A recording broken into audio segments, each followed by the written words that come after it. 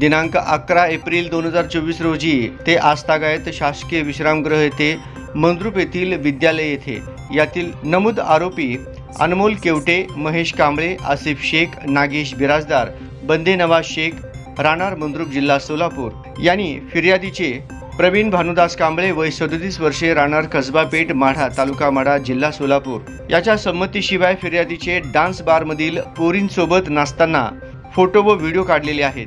तू आम्हाला 2 लाख रुपये दे, नाहीतर आम्ही तुझे व्हिडिओ व्हायरल करू असे धमकी दिली.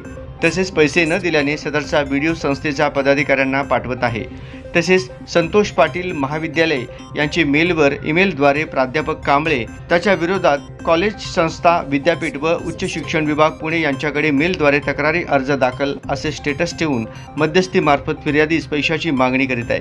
तसेच सदर व्हिडिओ सोशल मीडियावर व्हायरल करण्याची धमकी देत आहे. म्हणून संबंधित आरोपी विरुद्ध 344/2024 बादवी 385 506 34 प्रमाणे गुन्हा दाखल करण्यात आला आहे. याबद्दल अधिक तपास महाराष्ट्र पोलीस सब इन्स्पेक्टर वट्टे हे करीत आहेत.